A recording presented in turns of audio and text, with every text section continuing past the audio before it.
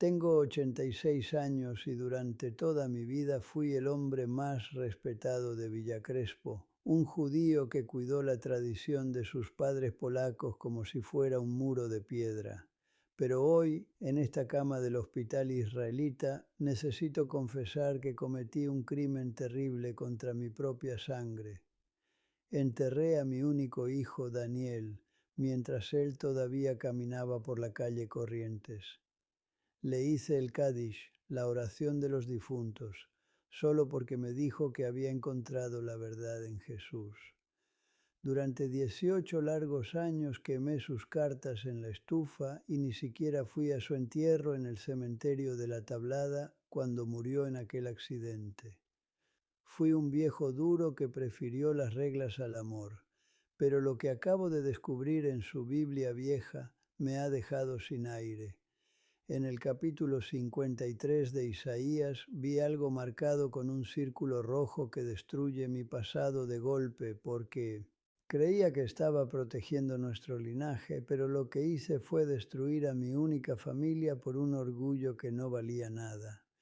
Cuando mi hijo Daniel me dijo que había encontrado la verdad en Jesús, no quise escucharlo.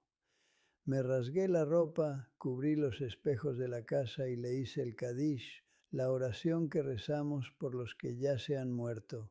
Para mí, Daniel dejó de respirar aquel día. Recuerdo que él me dijo: Padre, escúchame por favor, pero yo solo le grité que se fuera. Durante 18 años quemé sus cartas y le colgué el teléfono cada vez que intentaba hablarme. Fui un hombre duro que no fue ni al entierro de su hijo. Pero aquí, en esta soledad de hospital, el Mesías me ha encontrado de verdad al fin. En mi barrio de Villa Crespo yo no era uno más que caminaba por la calle. Cuando iba por la avenida Corrientes, los vecinos se paraban para saludarme con un respeto que a veces me parecía miedo.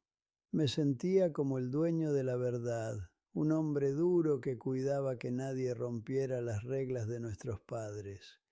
Mi casa siempre estaba llena de gente que venía a pedirme consejos o a ver si yo aprobaba lo que hacían. Yo era el que decía quién se portaba bien y quién estaba fuera del camino en nuestra comunidad. Me acuerdo de cómo brillaban mis zapatos negros cada sábado por la mañana y cómo Sara, mi mujer, se ponía nerviosa y se arreglaba el pelo cuando yo entraba en la cocina. Me gustaba mandar, sentir que yo era el muro que nos protegía a todos de desaparecer. Si estás escuchando lo que este viejo te cuenta y sientes que esto te llega adentro, te pido que me acompañes hasta el final. No lo hagas por mí, hazlo porque la verdad es lo único que importa cuando uno se está yendo. Suscríbete al canal ahora y dale un me gusta al video para que otros puedan encontrar este mensaje antes de que sea tarde. Comparte esta historia con alguien que tenga el corazón duro por culpa de las normas. Y ponme algo en los comentarios si alguna vez sentiste que la religión te separaba de la gente que más querías. Yo pensaba que estaba haciendo lo que Dios quería, pero la verdad es que solo estaba alimentando mi orgullo. Me escondía detrás de los rezos para no tener que mirar a los ojos a nadie con amor de verdad. Me acuerdo de una tarde que llovía mucho mientras movía unos libros viejos en mi habitación. Encontré un papel amarillento metido en un libro gordo que casi nunca abría nadie. Tenía escritas unas palabras que me dejaron helado. Él fue herido por nuestras faltas, molido por nuestros pecados. En ese momento sentí un frío muy fuerte en la espalda, como si alguien hubiera dejado la puerta abierta de par en par. Era un trozo del capítulo 53 de Isaías. Cerré el libro rápido, con un golpe fuerte, porque sentí que esas palabras me daban miedo de verdad. Me dije a mí mismo que eso no era para nosotros, que los judíos ya habíamos sufrido bastante en la guerra de Polonia. Escondí el libro al fondo de todo, pero no podía quitarme de encima ese nudo tan amargo en la garganta. En Villa Crespo mi mundo era pequeño y estaba hecho de piedra y madera vieja. Caminar hacia la sinagoga los sábados era como entrar en un refugio donde el tiempo no pasaba. Recuerdo el olor de los libros antiguos, ese aroma a papel cansado y a humedad que llenaba el aire. Los bancos de madera eran duros y estaban gastados por tantos hombres que se sentaron allí antes que yo. Para nosotros, lo que pasaba fuera de aquellas calles no existía de verdad. Si alguien cruzaba la gran avenida, sentíamos que se perdía en un mar extraño. Yo me sentaba siempre en el mismo sitio, cerca del frente, y sentía que esas paredes me protegían de todo lo malo. Allí dentro las reglas eran claras y nadie se atrevía a preguntar nada. Era nuestra casa, nuestro fuerte contra el olvido de los años. Todos nos conocíamos por el nombre y por lo que hicieron nuestros abuelos. Si un vecino llegaba tarde al rezo, ya todos se preguntaban qué le pasaba en casa. Era una vigilancia constante, pero yo la llamaba cuidado. Me gustaba ver cómo los jóvenes bajaban la cabeza cuando me cruzaban en la calle. Ese respeto era como un abrigo caliente en el invierno más duro. Mi mesa de los viernes, con el mantel blanco y las velas encendidas, era el centro de mi universo. Daniel se sentaba siempre a mi derecha y yo sentía que la cadena de nuestra sangre estaba segura. No nos hacía falta nada más. El ruido de los coches en la calle me parecía un sonido molesto de un mundo que no nos entendía. Estábamos encerrados, sí, pero yo pensaba que aquello era la única forma de seguir vivos.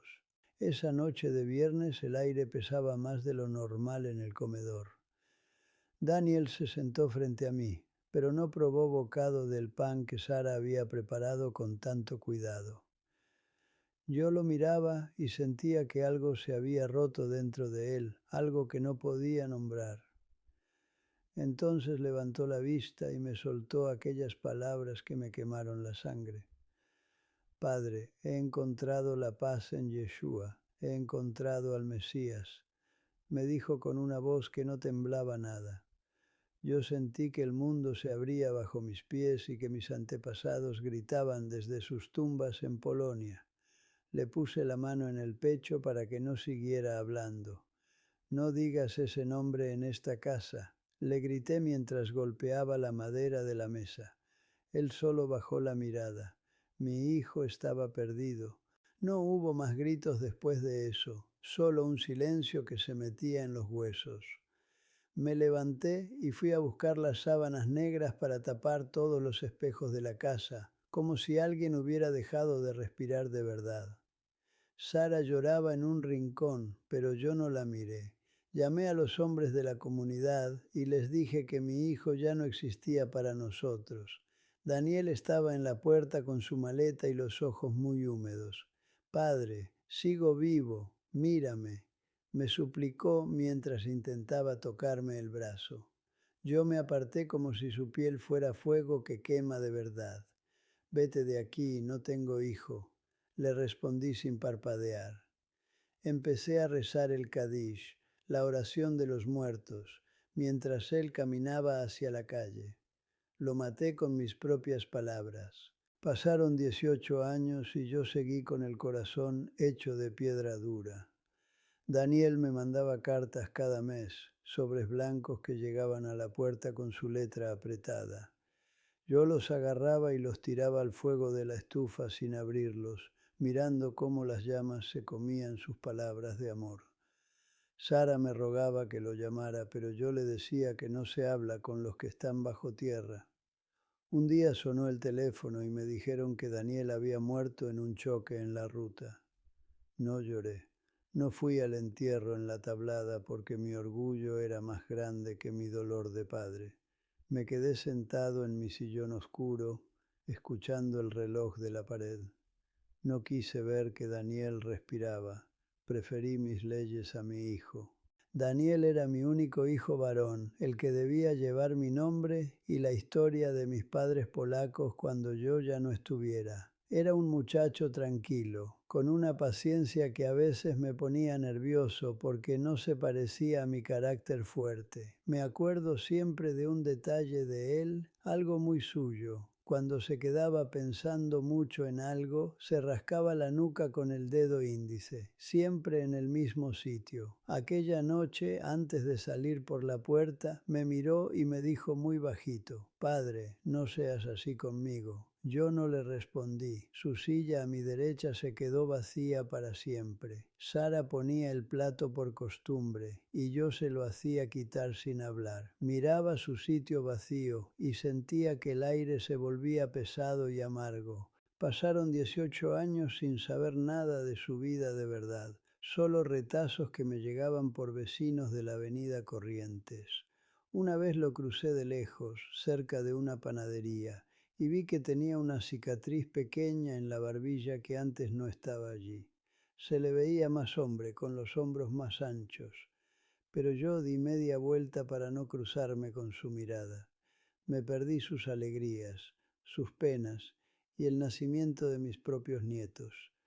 Me contaron que tuvo una hija y que le puso de nombre Ruth, como mi madre. Me dolía saberlo, pero me tragaba el dolor con un vaso de agua fría y seguía caminando como si nada pasara. Mi casa se volvió un lugar de sombras donde solo se escuchaba el ruido del viejo reloj. El teléfono sonó una tarde de martes y me dijeron que Daniel había muerto en un accidente en la Ruta 2. No grité ni rompí nada, solo me quedé mirando la pared de la sala mientras el reloj seguía marcando los segundos. Mi mujer entró en el cuarto llorando y me preguntó: «¿Vas a venir al cementerio, Yitzhak?». Yo le dije que no con la cabeza y ella cerró la puerta despacio. Me imaginaba el ataúd bajando a la tierra y a Sara llorando sola en la tablada, rodeada de gente que no se atrevía a mirarla. Fui un hombre de piedra que prefirió quedarse sentado en su sillón oscuro para no dar el brazo a torcer ante la comunidad. Aquel día el silencio de la casa se convirtió en mi propia tumba de verdad. El aire se me terminó una noche de agosto, aquí en esta cama fría del hospital. Sentía que un peso de 1000 kilos me apretaba el pecho y no me dejaba respirar bien. Sara estaba sentada al lado, con los ojos muy rojos de tanto llorar. Sacó un libro viejo de su bolso de cuero gastado. Era la Biblia de Daniel, la que él siempre llevaba antes de que yo lo echara de casa. «Toma, Yitzhak», me dijo ella con un hilo de voz, «es de él». Mis manos temblaban mucho. Al abrirlo vi sus notas en los márgenes, con esa letra pequeña que yo conocía bien. El hospital ya no me parecía un lugar de muerte, sino un sitio donde la verdad me estaba acorralando por fin. Mis dedos tocaron las hojas gastadas y sentí un calor que no venía de las mantas. Busqué con los dedos torpes aquel capítulo 53 de Isaías que tanto miedo me había dado años atrás. Allí estaba otra vez, marcado con un círculo rojo por la mano de mi hijo. Él fue herido por nuestras faltas, leí en voz baja, y esta vez no cerré el libro con odio. Sentí que Daniel estaba allí conmigo, de pie junto a la ventana. Comprendí que el Mesías que mi hijo amaba era el mismo que me estaba sosteniendo ahora que yo no era nada. No era una traición a mis padres, era el final del camino. El orgullo se me rompió como un cristal fino bajo un golpe de martillo. «Perdón», dije en un suspiro que casi no se oía. Por primera vez en 40 años dejé de ser un juez para ser un hombre roto. Cerré los ojos y pronuncié su nombre de verdad, sin miedo a lo que dijeran los hombres de la sinagoga de Villa Crespo. «Yeshua», dije, y sentí que el frío de la habitación se marchaba de golpe. Ya no estaba solo en esa cama de hospital. La luz que entraba por la persiana me pareció más brillante, casi como si el sol de la mañana estuviera dentro del cuarto. «Hijo», susurré pensando en Daniel, sabiendo que él me estaba escuchando desde algún lugar muy alto.